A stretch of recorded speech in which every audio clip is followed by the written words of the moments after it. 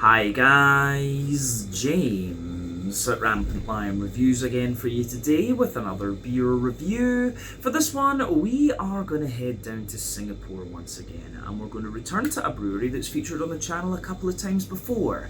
Now, these guys are another relatively new addition to the Singapore beer scene, but they've built up a very good reputation for themselves over the last few years. And if people were to ask me about this brewery, I would say that they're probably best known for putting some really interesting adjuncts in their beer, and also for modelling the beers that they produce on different Singaporean foods. So a really quite interesting sort of creative approach from this brewery, I would say. So one of the Singaporean breweries that I would really recommend that you check out should you get the chance.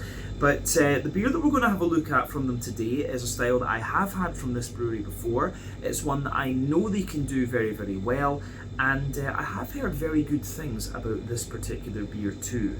So needless to say, I'm very curious to see what this one's going to have in store for us. Hopefully it's another good beer. Hopefully it makes for an interesting review, and as always, I hope that you guys watching enjoy my take on this one as well. So yeah, for this review then, like I said, we are going to head down to Singapore. We're going to go to the Mandai area to be specific, and that means that we're going to have a look at another beer from the wonderful Sunbird Brewing Company.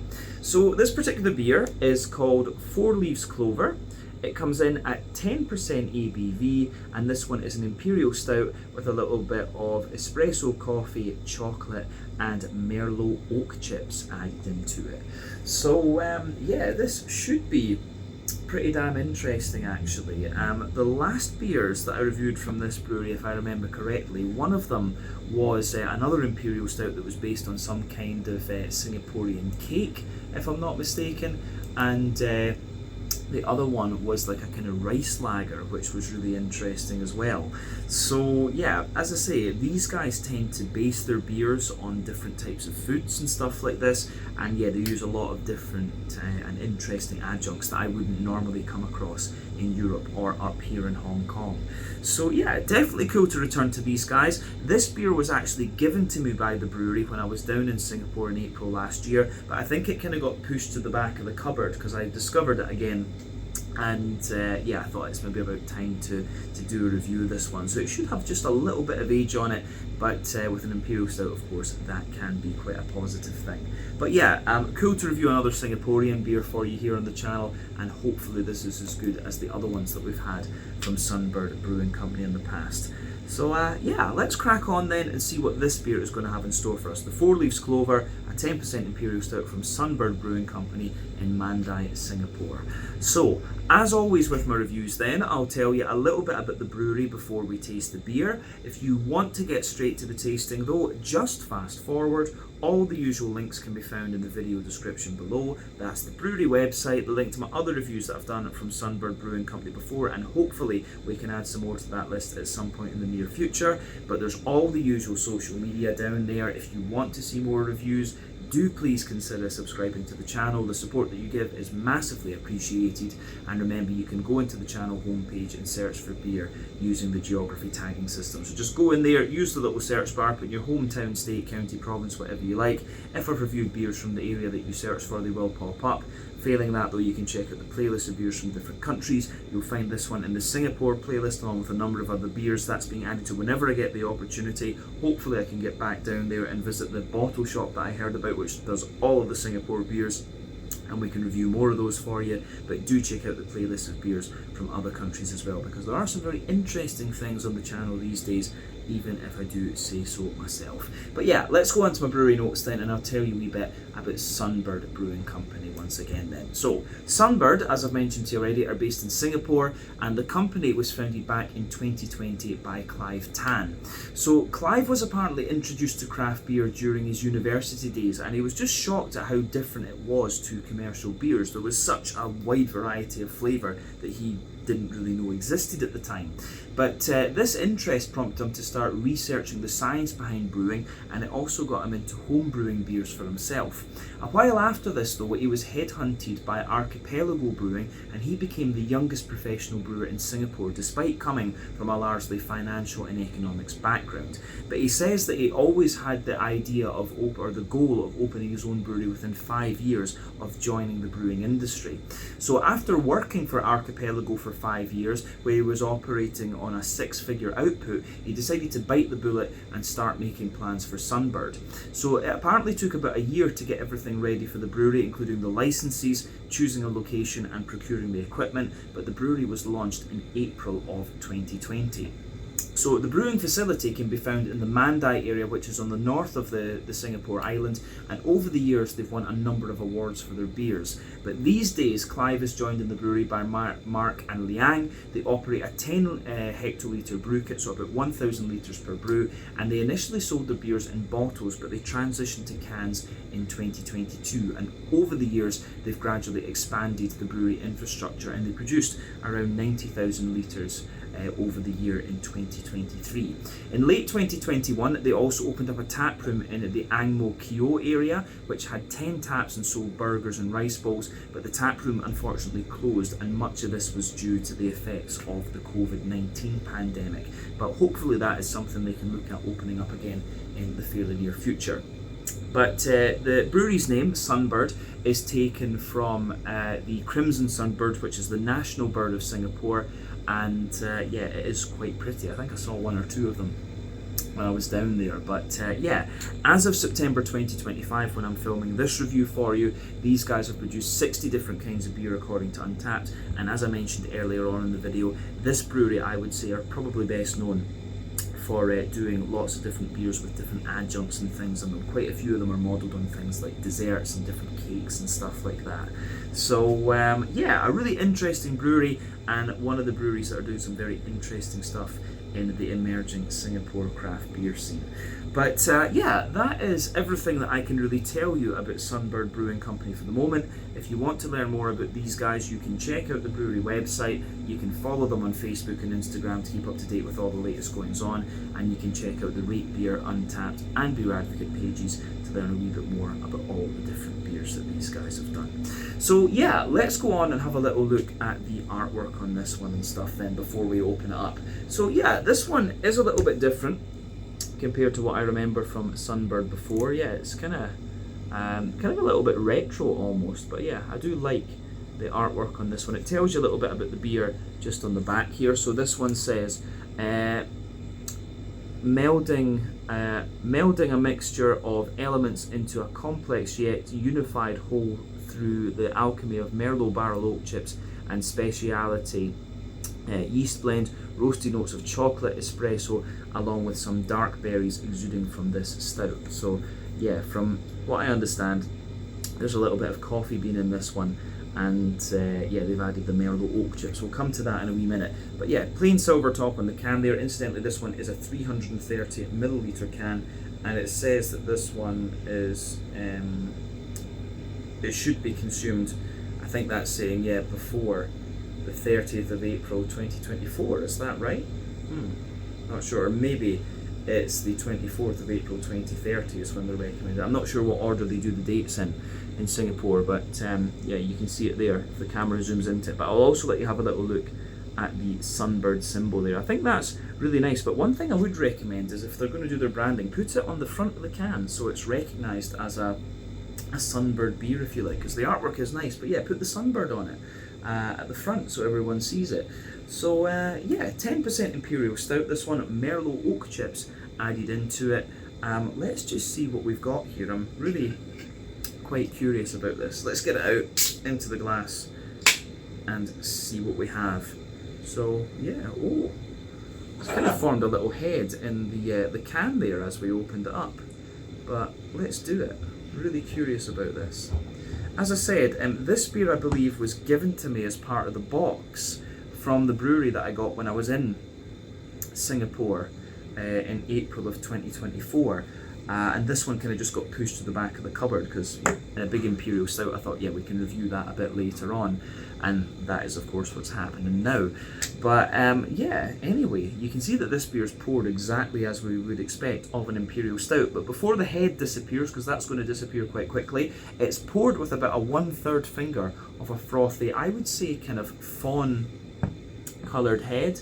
If I bring that up to the camera there, I don't think the camera's going to focus on it right enough, but yeah, it's got a really kind of foamy, almost Guinness like head to it, but that's fading away to just be a very kind of thin foamy layer there, if you can see that. But yeah, lovely sort of dark ebony rosewood colour to this one. If you shine the light through it, it's got a little bit of that kind of Pepsi Max kind of Coca-Cola coloured edge to it, and not too much in the way of visible carbonation with this beer. But yeah, remember, the colour of your beer depends on a few things. One, the type of malts that you use. This goes a long way to determining your EBC rating. Two, the length of your wort boil is going to play a role, because the longer you boil the wort, the more the sugars caramelise, and thus you get a darker coloured beer. But any barrel aging that you do or adjuncts you put into the beer will affect its colour as well. But yeah, it's quite difficult to affect the colour of black beers with adjuncts and things like that. I've only ever seen it done once with a beer from either Pohjala or Puhasta, I forget, one of the Estonian breweries, and they put beets in the beer, which gave it this kind of purple edge. But like I say, not much in the way of visible carbonation in this one and things. It looks pretty much as you would expect for an Imperial Stout, and yeah, the head has just faded away to be a thinner foamy layer there, and you've got that ring around the edge of the glass. So yeah, when it comes to the Imperial Stout style category, it's quite an interesting one. There's a few ways you can play with these beers, of course. You can do a double mash, which is going to give you that big kind of thick, sticky mouth feel. You can add different adjuncts into them, of course. You can barrel age them, where you're going to sacrifice a little bit of the mouth feel, but you're going to get these lovely kind of infused flavours. And what's the one I'm missing? You can also do a longer wort boil, of course, which is going to give you a little bit more of a kind of complex, leathery, kind of brown sugary component to the beer. So yeah, those are the main ways that you can play with an Imperial Stout. In the case of this beer though, they've added Merlot oak chips into it, and adding oak chips or wood chips into an Imperial Stout is a little bit different from using a barrel, of course. So yeah, for me, the oak chips, whenever you use those instead of a barrel, it's like a kind of drier woody character that you get out of the beer. It's not quite as smooth, and the sort of spirit or wine or whatever isn't quite as prominent. So we need to see if that's the case in this particular beer. But I think we've covered the appearance well enough in this one, and we've covered the technicalities of the style. We can go on and actually have a little look at the aroma of this beer itself, and I'm really pretty damn curious about this actually. Ooh, this is going to be good. I'm going to say that straight away. This thing is going to be pretty damn interesting. So if I'm remembering correctly, I actually need to check this. I really want to be sure, but Merlot is one of the wines that I quite liked actually, but I'm trying to remember what colour it is. Is it a white or is it a red? It's a dark. Yeah, it's a dark wine. I was going to say that, yeah, so it's a red wine. I was thinking that, but it's interesting because there's a wee bit of sharpness from the grape in there, but there's also the juiciness, so I was wondering, that's what really made me question this. But yeah, straight away, when you smell this beer, you get the woodiness and the grapey notes out of it. That's awesome. Some of the coffee notes are coming out of the beer as well, and the chocolate is in there as well, but I'm going to say straight away, the aroma on this is absolutely lovely. It's pretty damn complex actually. So yeah, I think this beer could be, just going from the little whiff I've had of the aroma already, this could be something really quite special. So let's try and break it down then and describe it for you a wee bit more in depth.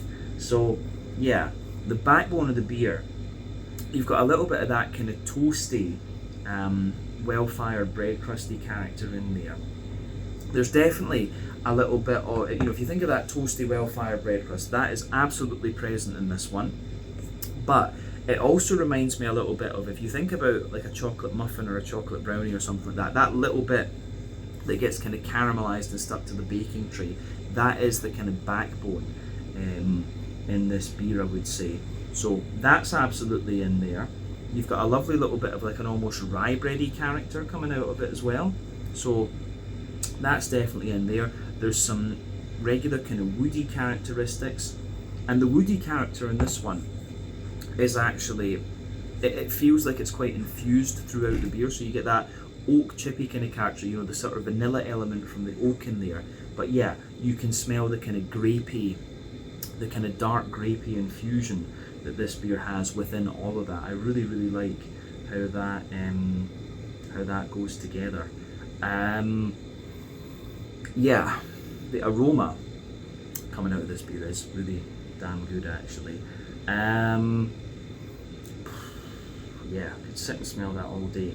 But yeah, on top of the kind of rye bready notes, for me, the next layer that comes out of this one, it has a little bit of like a chocolate sponge, chocolate brownie type note, that's for sure. The chocolatey character that comes out of this beer strikes me as being maybe like 70 or 80% cocoa chocolate, and that kind of lingers throughout the whole beer. So yeah, 70-80% cocoa chocolate in this one.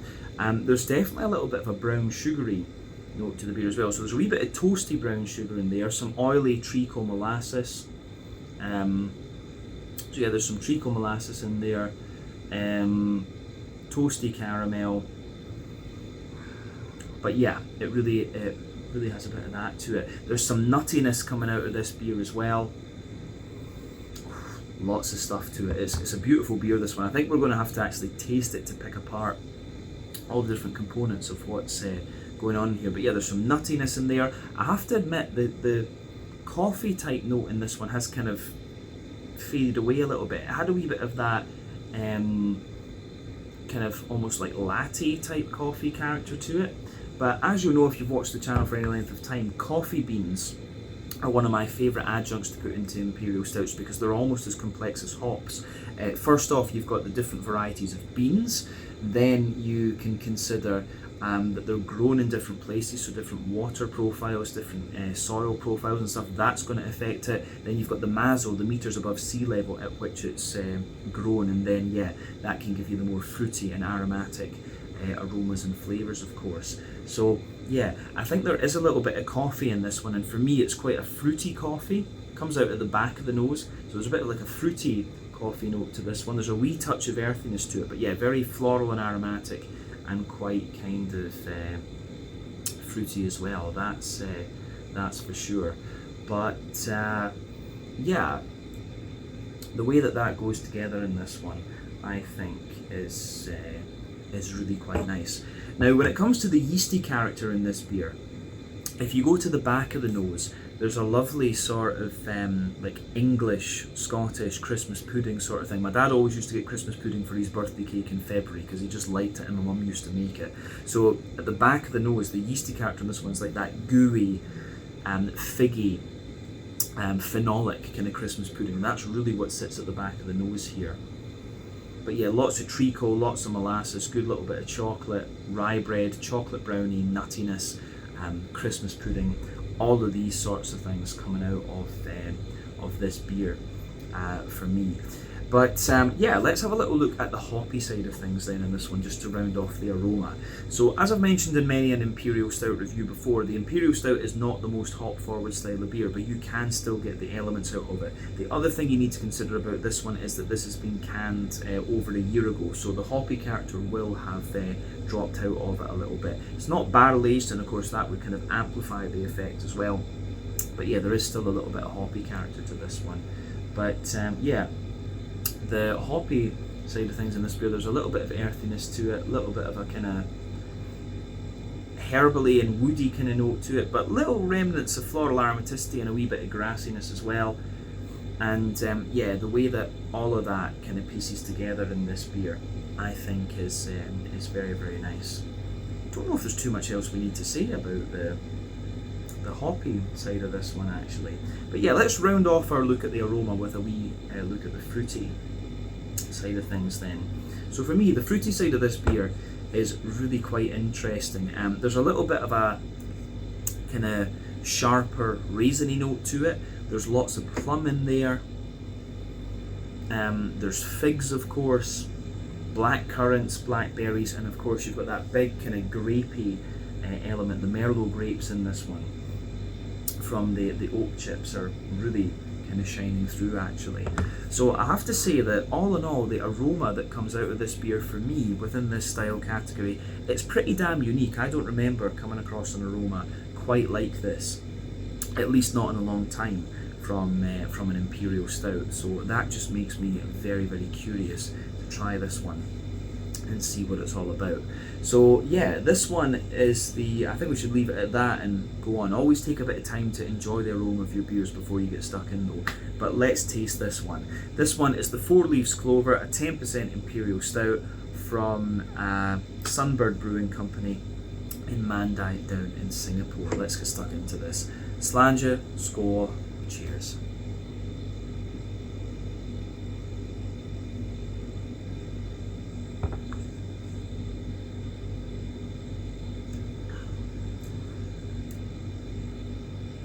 Ooh, that's nice. I'm going to say straight away, lovely, big, smooth Imperial Stout, and it shows you a little bit of the dryness and toastiness and things into the aftertaste. But the way the oak chips come out of this and the kind of fruitiness within the oak chips is what makes this beer really pretty damn unique. So I'm just going to say straight away, thumbs up to Sunbird. There are some very capable brewers in Singapore, incidentally, these days. Alive are very good for the hazy IPAs and different kinds of IPAs, and you know, these guys, for me, Sunbird are one of the more kind of creative and unusual ones, I would say. But yeah, I need to get back down. It's been a year and a bit since I've been down there. I need to go and have a wee look and visit locality and try some of the other breweries there. But yeah, there's some great stuff available in Singapore, but yeah, the craft beer scene down there is very small scale, we should say that. But yeah, this beer, if you come across this, I would recommend it, but probably you're unlikely to find it. But I would say to Sunbird, it would be a shame if you don't try and repeat something like this again, because this is very, very good. Awesome stuff. So let's just break it down and describe it for you more in depth then. But a lovely, very smooth and very kind of complex Imperial Stout, this one. So yeah, let's go to the middle third of the palate and break the beer down then.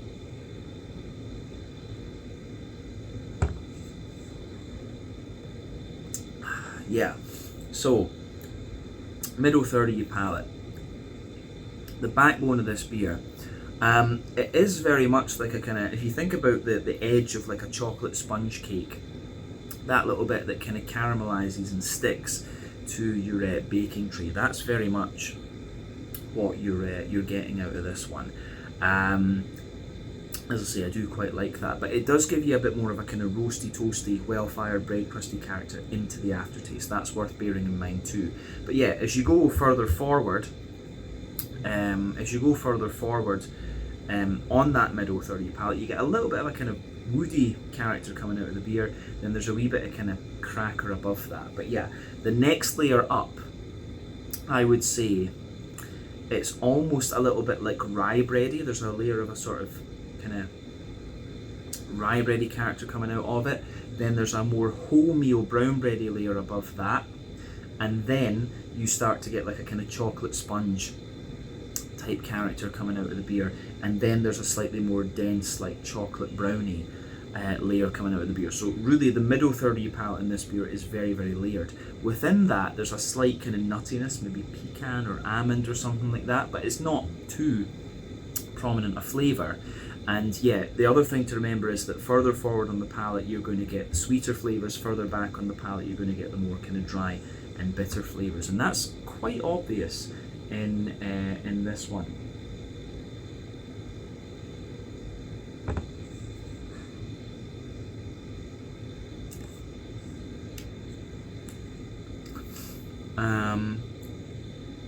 So yeah,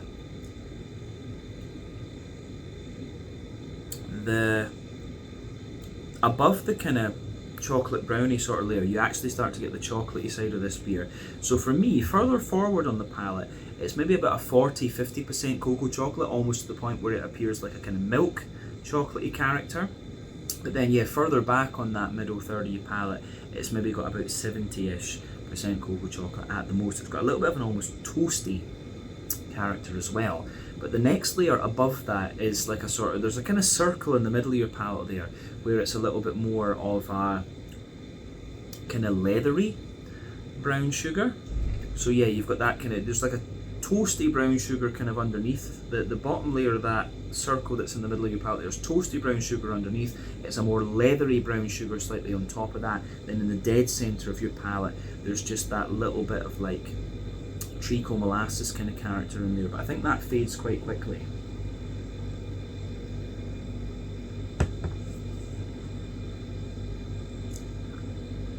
So yeah, in the circle, yeah, toasty sort of layer, leathery layer above that, but of course they're getting smaller and smaller the further in you go.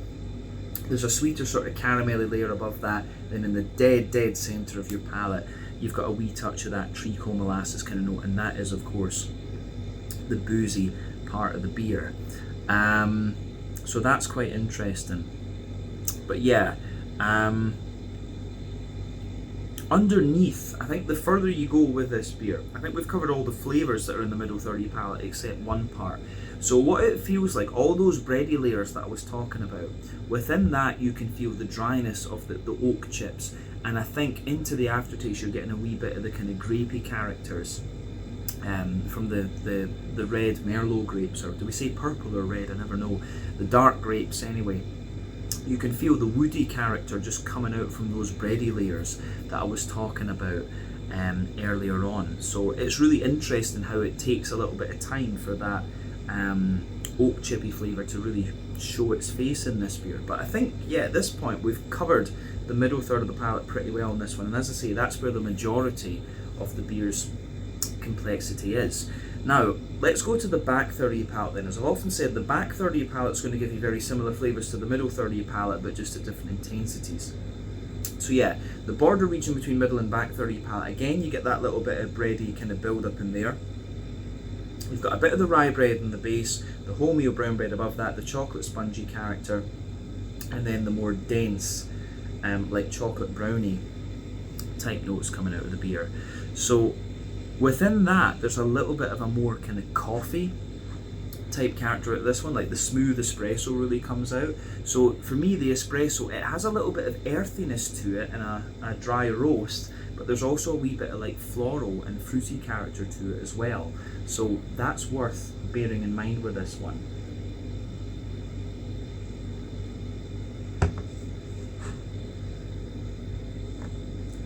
So yeah, that side of the fruity character I think is quite interesting. I do like that about it. Yeah, the fruity side of this one is quite, the fruity side with the coffee is quite interesting, kind of figgy and plummy if you like. But yeah, that coffee character, just the smoothness that you get out of that lingers into the aftertaste. The other thing is the chocolatey notes that this beer has are also slightly kind of cocoa nibby and kind of drier.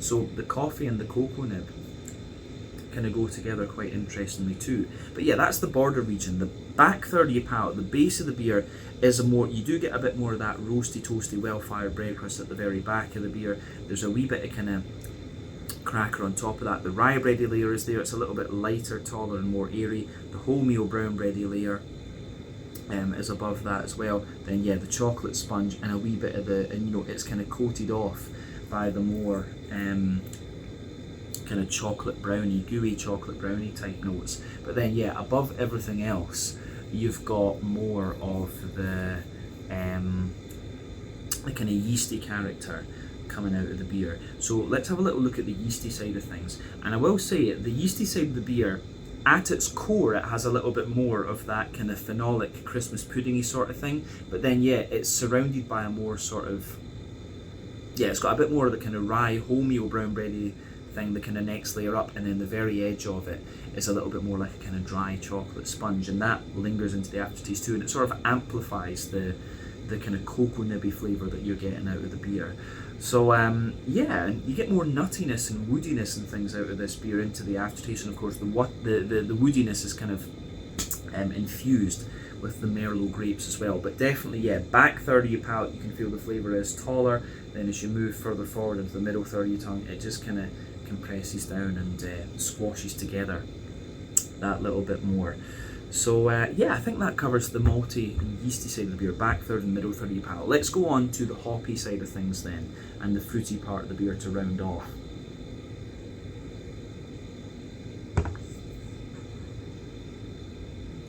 That is good. So yeah, back corners of the palate, you've got a lovely little bit of kind of earthiness in there. As you move further forward, it's a wee bit woody and kind of herbal.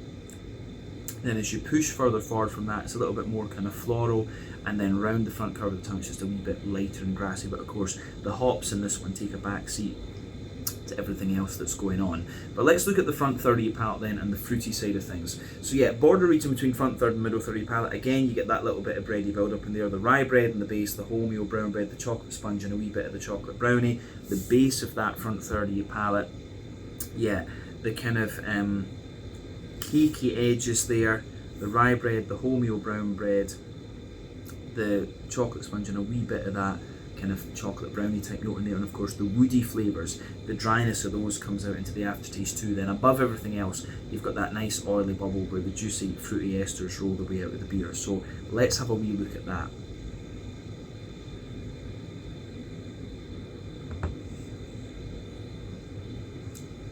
So fruity esters in this are quite interesting. There's a wee touch of kind of sharpness in there on top of that. So when you take it in, you get a little bit of raisin, but if you go to the back of that front third of your palate, you can feel there's a little touch of raisin on top, there's a wee bit of plum in there as well, but for me, there's a bit more of a kind of pruny, like a dry pruny kind of character underneath.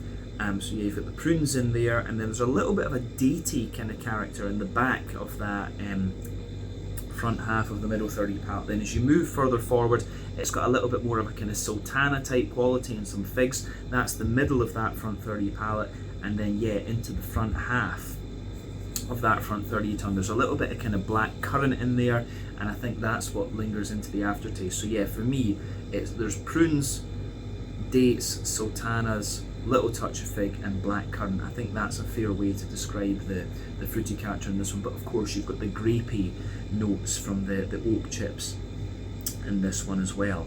Yeah, I really like how that goes together. It is a really interesting beer, this one. This is one of the more quirky ones that I've had in recent times. But yeah, let's round off the review then with a wee quick look at the mouthfeel. For me, this beer, I would say, it's kind of bottom end of full bodied. The carbonation is very, very smooth in this one. It's got a lovely kind of silky mouthfeel to it. By no means is this the thickest and stickiest of Imperial Stouts that you're going to come across. It's actually just got a lovely smooth dryness to it, which I think really suits the kind of woody flavours that the beer has. So like we said, the malty character in this one is kind of drier underneath, smoother in the middle, and it's got a dry sweetness on top. The hoppy side of the beer, I think, is going to give you a little bit of IBU as well, as is the coffee flavour. But with this one, it's very easy to conflate dryness and bitterness. I mean, maybe overall this has got about the dryness and bitterness equivalent of like 40-ish, 50-ish IBUs at the absolute most, something like that. And then yeah, you've got a lovely little bit of fruity character to this one. So it's a bit sharper on the impact, but then it mellows out and shows you a lovely kind of juiciness as well. So yeah, the way that everything pieces together in this one, I think, is very, very nice. It's a lovely, lovely beer, this, and one that has certainly tested my palate a little bit. The Merlot oak chips are a really quite interesting addition, and I think that's what's given this beer a lot of its complexity. So yeah, I think we can leave it at that for this one. This one was the Four Leaves Clover, an Imperial Stout at 10% ABV, I suspect with a little bit of espresso coffee and chocolate added into it, but the most important thing is the Merlot oak chip in this one. But yeah, lovely, lovely beer, and I think it's really tested my palate, this, which is nice after 4,000 odd beer reviews. So yeah, this kind of goes to show you what the Singaporeans can do when it comes to craft beer. But Sunbird are very quirky and doing lots of interesting stuff. But let's leave it at that. Once again, thank you for watching my beer reviews. Until the next time, please like, subscribe, share, all the usual YouTube stuff. Let me know your own thoughts on this beer in the comments section below. Let me know what your favourite beers are from Sunbird Brewing Company as well. Do let me know any other Singaporean craft breweries that I should check out too, because I know there's quite a few small breweries kind of popping up at the moment. And yeah, hopefully I can get back down to Singapore in the fairly near future and check out some of the other things going on there. But thank you for watching my reviews. Till the next time, check out my social media, check out Sunbird Brewing Company's social media, and I'll see you guys in another review very, very soon. Ciao just now.